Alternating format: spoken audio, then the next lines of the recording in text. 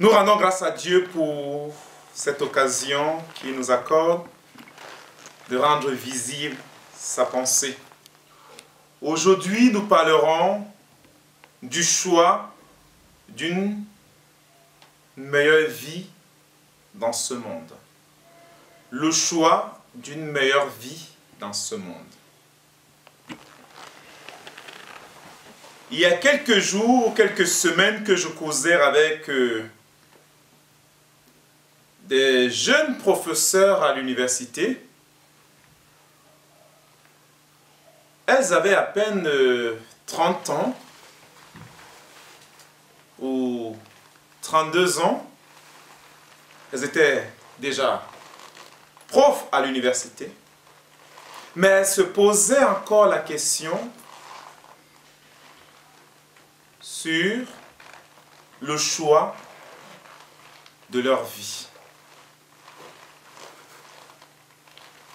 Elles se posaient la question de leur lendemain.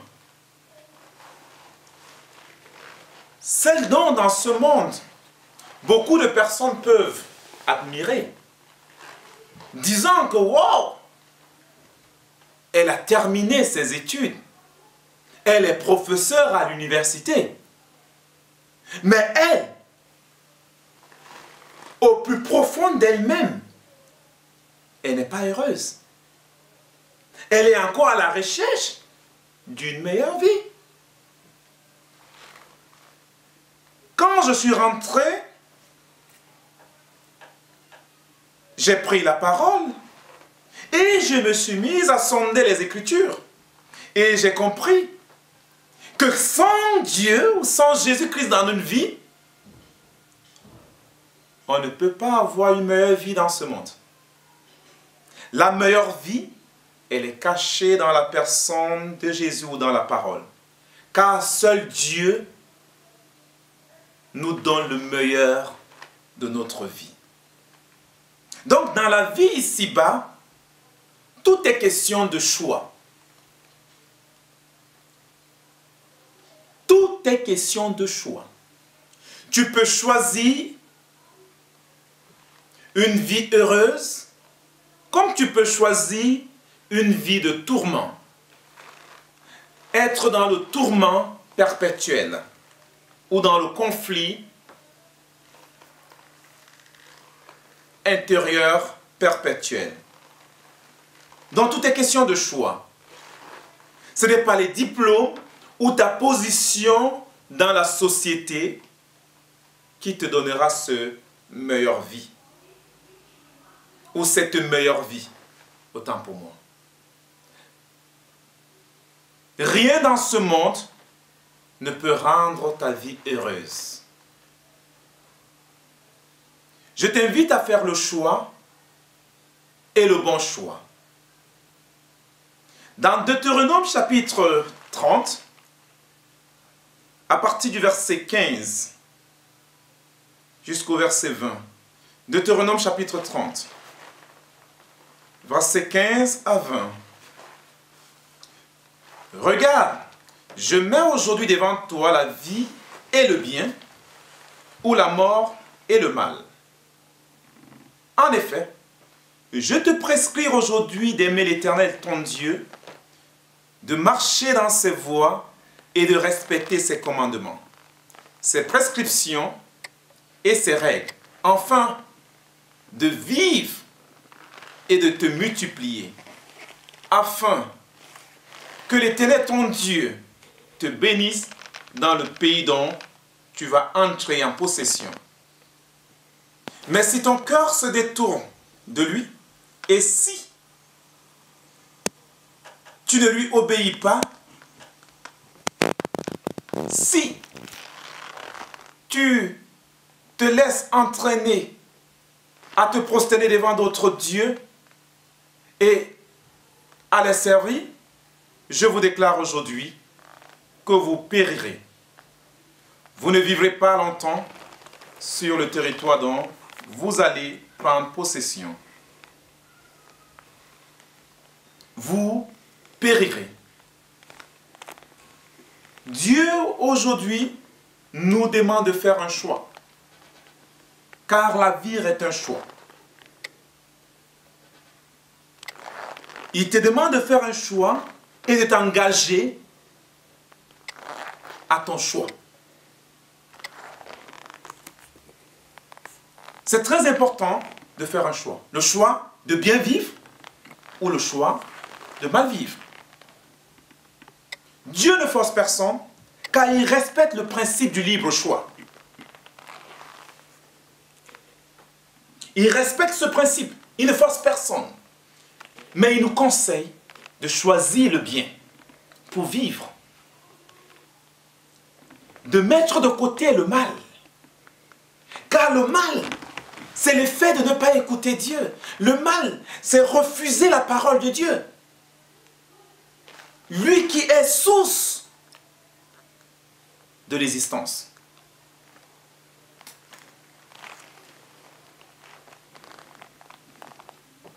Dieu témoigne son amour en t'encourageant de choisir le bon chemin.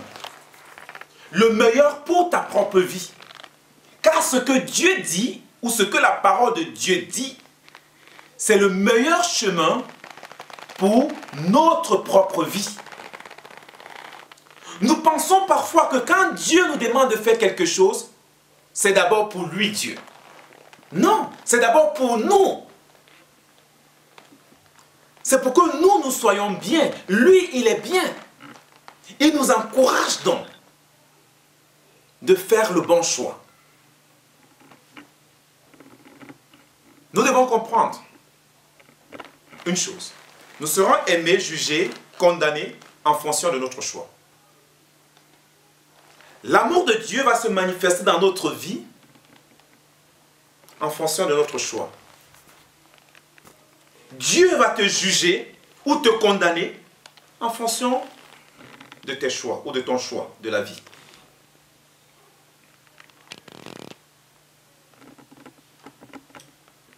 Je t'encourage à faire le bon choix.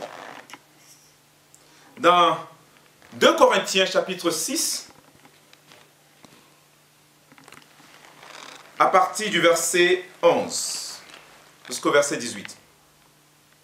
Dans 2 Corinthiens chapitre 6, à partir du verset 11. Nous vous avons appelé ouvertement, Corinthiens, nous vous avons largement ouvert notre cœur. Vous n'y êtes pas à l'étroit, mais c'est votre cœur qui s'est rétréci. Rendez-nous l'appareil. Je vous parle comme à mes enfants. Ouvrez-nous, vous aussi, votre cœur. Ne vous conformez pas ou ne formez pas un étalage disparate avec des incroyants. En effet, quelle relation y a-t-il entre la justice et la lumière? Entre la justice et le mal? Ou qu'y a-t-il de commun entre la lumière et les ténèbres? Quel accord y a-t-il entre Christ et le diable? Ou quelle part le croyant a-t-il avec l'incroyant? Quel rapport peut-il y avoir entre le temple de Dieu vivant et les idoles? En effet, vous êtes le temple du Dieu vivant, comme Dieu l'a dit. J'habiterai et je marcherai au milieu d'eux. Je serai leur Dieu et ils seront mon peuple. C'est pourquoi, sortez du milieu d'eux et séparez-vous, dit le Seigneur. Ne touchez pas à ce qui est impur et je vous accueillerai. Je serai pour vous un père et vous serez pour moi des fils et des filles, dit le Seigneur Tout-Puissant. Quel rapport y a-t-il entre le temple de Dieu et les idoles? Dans ton choix, tu dois discerner ce qui est pour Dieu et ce qui n'est pas pour Dieu. Tu dois séparer ce qui est pour Dieu et ce qui n'est pas pour Dieu. Si tu choisis de marcher avec Dieu, tu dois séparer ce qui n'est pas pour Dieu dans ta vie. Tu ne peux pas cohabiter avec ce qui n'est pas pour Dieu. On ne peut pas cohabiter avec le mal. On doit séparer ce qui est pour Dieu et ce qui n'est pas pour Dieu. Car peu importe le choix que tu vas faire dans ta vie, cela va demander un engagement volontaire de ta part. Tu dois t'engager à séparer le bon et le mauvais. Si tu veux avoir une meilleure vie dans ce monde.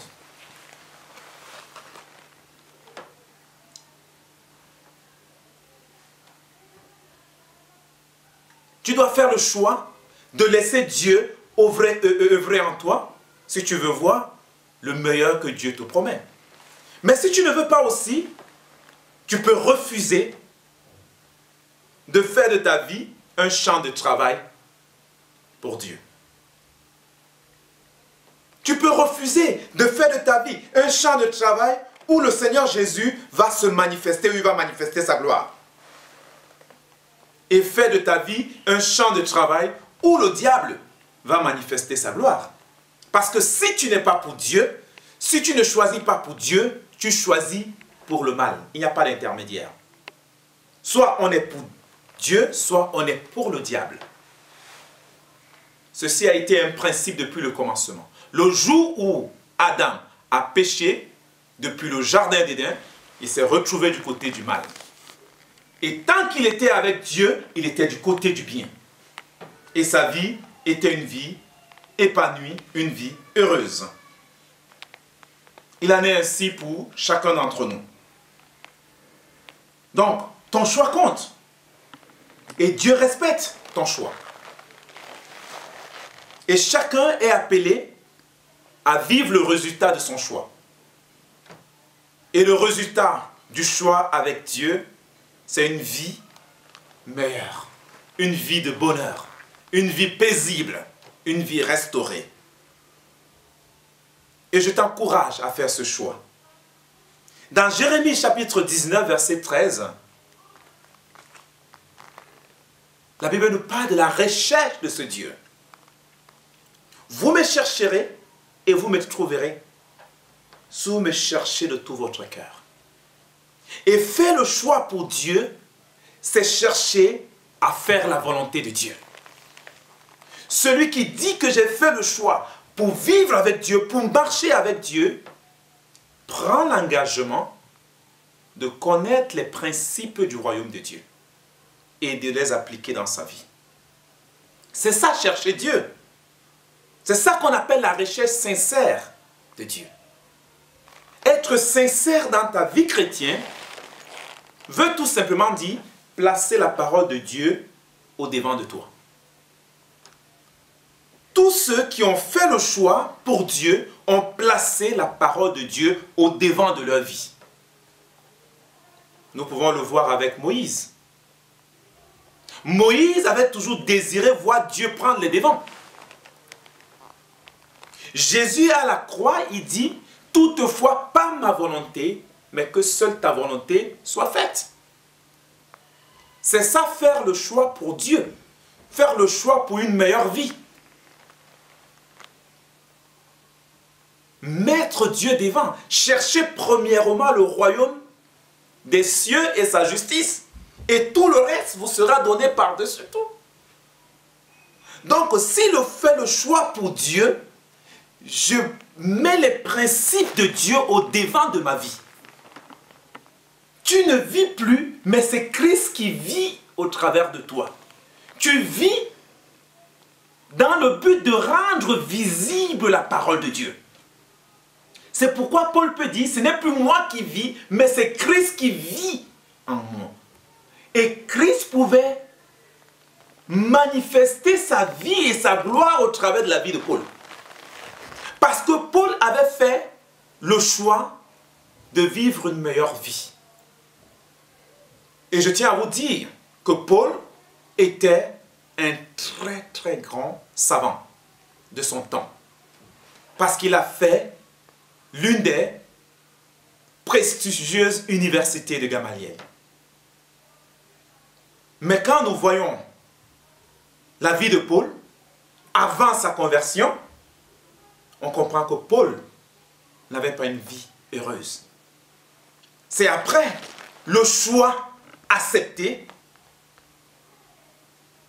qu'il a eu une meilleure vie.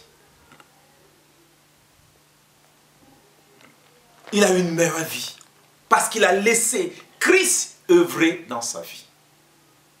Nous pouvons suivre l'exemple de Paul.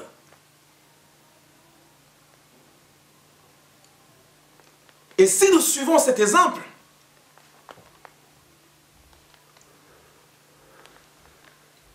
nous serons dans la joie. Et nous allons réaliser le pourquoi Dieu nous a créés et il nous a appelés dans sa maison. C'est pourquoi Paul dit, je sais que la couronne de gloire m'est réservée parce que j'ai combattu le bon combat de la foi, parce qu'il a fait la volonté de son Père. Il a fait le bon choix de sa vie. Chaque chrétien qui fait le bon choix de sa vie, il est sûr et certain que son nom est inscrit dans le livre de vie. Il est sûr et certain que la couronne de gloire lui est réservée. Et dans 2 Corinthiens chapitre 6, le verset 18, nous avons lu ce verset. Le verset 18 est écrit, « Je serai pour vous un père et vous serez pour moi des fils et des filles, dit le Seigneur Tout-Puissant. » Donc quand on fait le choix de servir Dieu, le choix de marcher pour Dieu, en retour, Dieu nous accueille. Dieu se glorifie au travers de nous. C'est très important de comprendre les principes du royaume de Dieu. Donc dès lors que tu fais le choix de vivre selon le modèle de la parole de Dieu, rien n'est plus comme avant.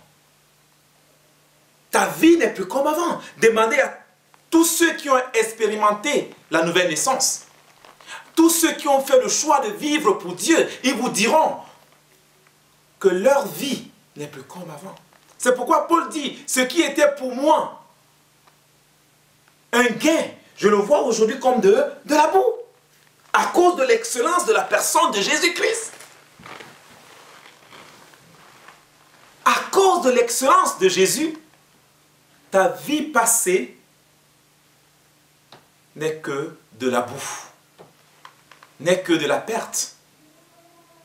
Je t'encourage à faire le choix de Jésus. Fais le choix de vivre pour Jésus.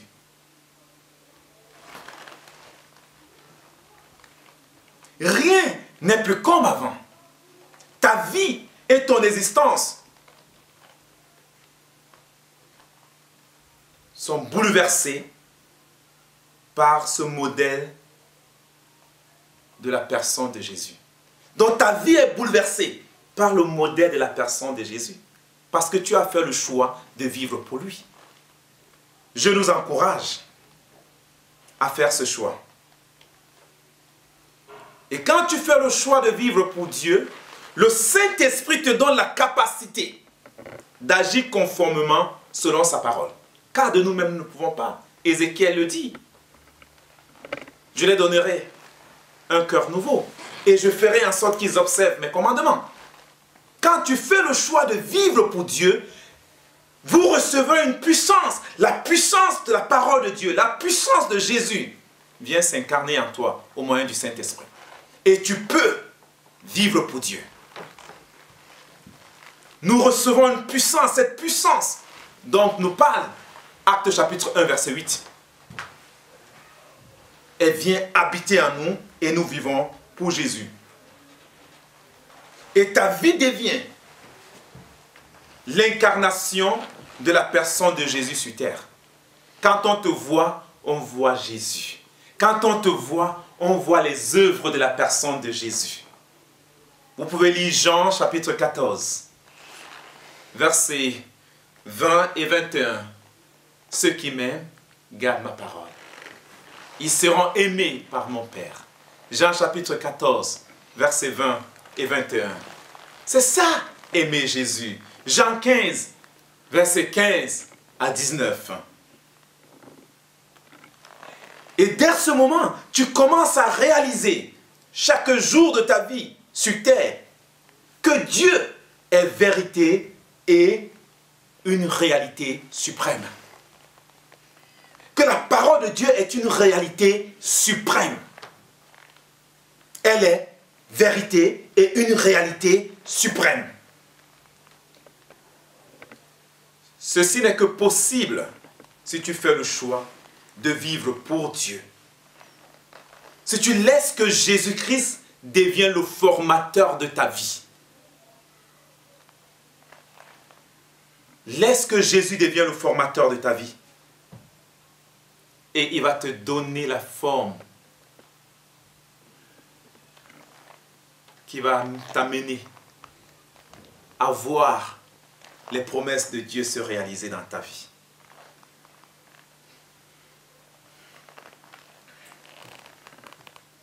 Donc nous devons laisser la parole de Dieu agir en nous de telle façon qu'elle devienne l'empreinte partout où nous passons. Donc partout où tu passes, la parole de Dieu doit devenir l'empreinte. On doit voir la marque de la parole de Dieu. Et ceci est possible si nous faisons le choix de vivre pour Dieu. C'est à partir de ce moment qu'on parle réellement de l'homme selon l'image de Dieu. Quand tu es l'empreinte de la parole de Dieu. Tu es l'homme selon l'image de Dieu.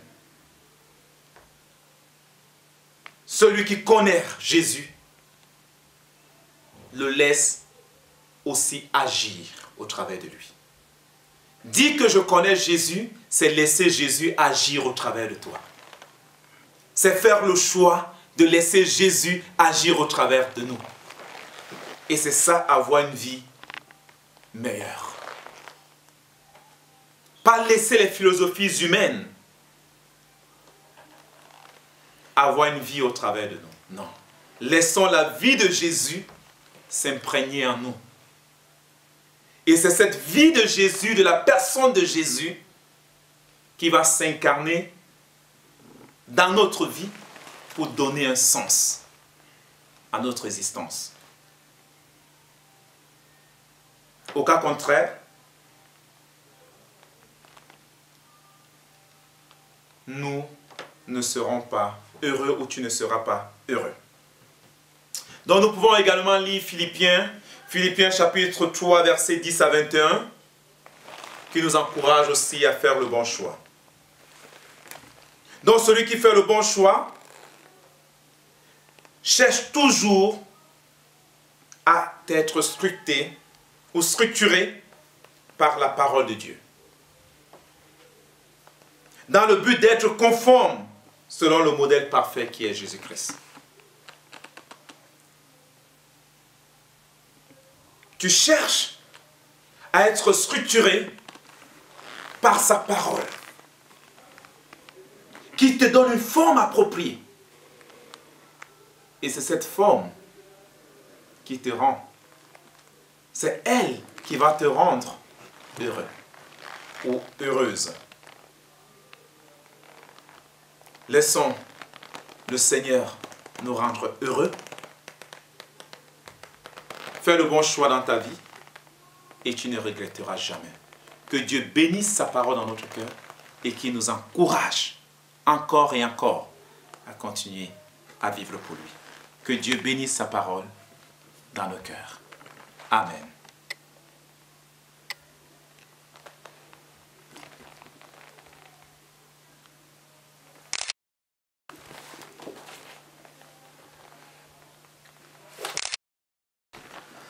Ah. Donc, c'est le message qui touche vraiment. J'ai fait des enseignements un peu courts maintenant. Vraiment, merci beaucoup. Parce qu'avant, je cherchais. Mais on peut encore